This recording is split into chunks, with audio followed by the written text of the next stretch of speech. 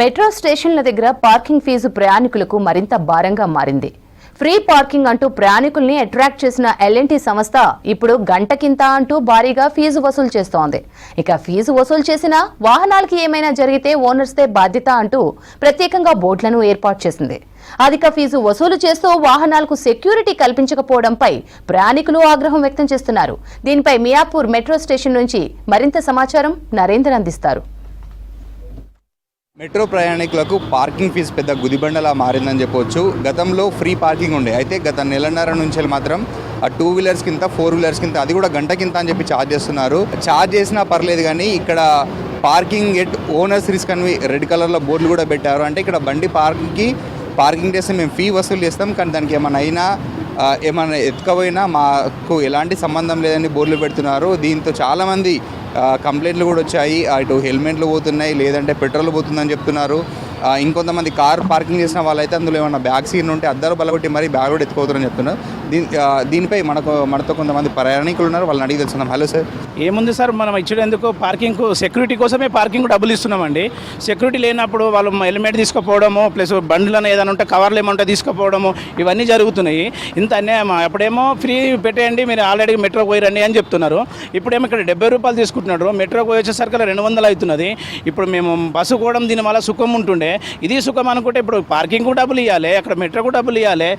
ఇది అంత అన్యాయం చేసేసి ఇట్లా డబ్బులు తీసుకోవడం ఉత్తమం కాదు సార్, ఇది ధర్మం కాదు. మీరు దీనివల్ల ఖండిస్తున్నాను సార్ నేను. ఎందుకంటే ఇప్పుడు సెక్యూరిటీ కూడా లేదు. 70 రూపాయలు తీసుకున్నా పర్వాలేదండి, మాకు సెక్యూరిటీ కోసం ఉంటాం కదా. సినిమాలకు వెళ్ళిపోయినాం అనుకో, సినిమాలో మనం బండి పెడితే సెక్యూరిటీగా ఉంటుంది. అది ఏం ప్రాబ్లం ఉన్నా వాళ్ళ బాధ్యత ఉంటుంది. ఇక బాధ్యత ఏం లేదు. గవర్నమెంట్ దృష్టికి తీసుకోలేండి సార్, తీసుకెళ్ళి పార్కింగ్ ఫ్రీగా ఇస్తే మేము ఇంకా మెట్రోకి ఇంకా సర్వీస్ ఇవ్వగలుగుతాం సార్.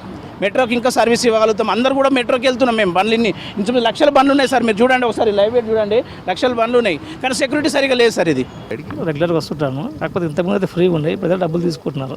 బండి బాగానే ఉంటున్నాయా, లేకపోతే ఓన్ రిస్క్ అని చెప్పి అంటున్నారు కదా?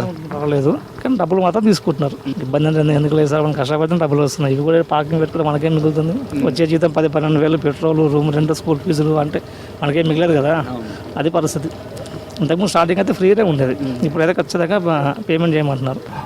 మేబీ ఒక 1.5 hours 2 hours బ్యాక్ ఇక్కడ పార్క్ చేశాను. ఓకే, పార్కింగ్ ఏరియాలో. ఓకే, యాక్చువల్గా బిఫోర్ పార్కింగ్కి ఫీజు లేదు, ప్రజెంట్ ఛార్జ్ చేస్తున్నారు. మెట్రో స్టేషన్లో ఏమన్నా కాయిన్స్ ఇస్తారు, 10 రూపీస్ కాయిన్స్. పార్కింగ్లో మాత్రం వాళ్ళు యాక్సెప్ట్ చేయట్లేదు. అడిగితే ఏమంటున్నారు సార్, పార్కింగ్ కాయిన్స్ ఎందుకు తీసుకోమంటున్నారు? మీరు PhonePe are Google pay, UPI payment చేయమంటున్నారు. జనాల్ని బాగా అలవాటు చేశారు మెట్రోకి, ఫ్రీ పార్కింగ్ పెట్టేసి. ఇప్పుడు ఏమన్నా కంపల్సరీగా పే చేయాలి, మీరు పార్కింగ్ పే చేయాలి. Number of vehicles, thousands of vehicles ఇక్కడ పార్క్ చేస్తారు. అది కరెక్ట్ కాదు. పెడితే ఫస్ట్ నుంచి పెట్టాలి. అది. మీరు చెప్పండి మ్యామ్, ఎక్కడి నుంచి వెళ్ళి రెగ్యులర్గా వస్తారా మెట్రోకి? ఎక్కడి నుంచి రెగ్యులర్గా వస్తాం. ఇది సిస్టమ్ అయితే అసలు బాగాలేదు. దీనికోసం వెయిట్ చేయాలి. మళ్ళీ మాకు ఆఫీసులకు టైం అవుతుంది, మేము స్పీడ్గా వెళ్ళాలని చూస్తాము. ఇక్కడ వెయిటింగ్ ఉంటుంది చెక్ ఇన్ చేయడానికి. అసలు గవర్నమెంట్ ఏదైనా ఫెసిలిటీస్ చేయాలి పార్కింగ్కి, బట్ ఇలా పార్కింగ్ ఫీ కూడా తీసుకోవడము రెగ్యులర్గా, ఇదంతా కొంచెం ఇబ్బందిగా ఉండే. లేకపోతే మంత్లీ పే చేసేలాగా ఏదైనా పెడితే బాగుంటుంది. చాలా మంది హెల్మెట్స్ కూడా పోతున్నాయని చెప్తున్నారు. సీసీ కెమెరాలు ఉన్నాయి, సెక్యూరిటీ గార్డ్స్ ఉన్నా కూడా. మీకేమన్నా ఇలాంటి ఎక్స్పీరియన్స్ జరిగిందా? అలాంటిది ఏం ఫేస్ చేయలేదు, బట్ ఇదైతే ఈ సిస్టమ్ అయితే బాగాలేదు. గవర్నమెంట్ ఉన్నప్పుడు ఫస్ట్ బాగాలేకుండేది, వాళ్ళు బాగా చేశారు, ఇప్పుడు అది పెట్టారు కానీ దానికి కూడా టైమింగ్స్ అదంతా మాకు సెట్ అవ్వట్లేదు. కొంచెం ఇబ్బంది అవుతుంది మాకు. ఎక్కడి నుంచి ఎక్కడికి పోతుంటారు? సంగారెడ్డి నుంచి రెగ్యులర్గా కోటికి వెళ్తుంటారు. ఇక్కడ వెహికల్ పెట్టి మెట్రోకి వెళ్తాము. సో ఇది వరకు గతంలో 2 years బ్యాక్ నుంచి అయితే ఇప్పటి వరకు ఫీజు ఎక్కడ కూడా ఫీజు లేదు. సో రీసెంట్లీ ఇప్పుడు వచ్చేసరికి పెయిడ్ పార్క్ చేస్తున్నారు.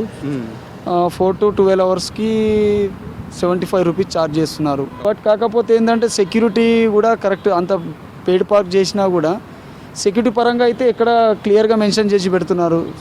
మీ దానికి మీ వెహికల్స్కి మీరే బాధ్యులను పెడుతున్నారు.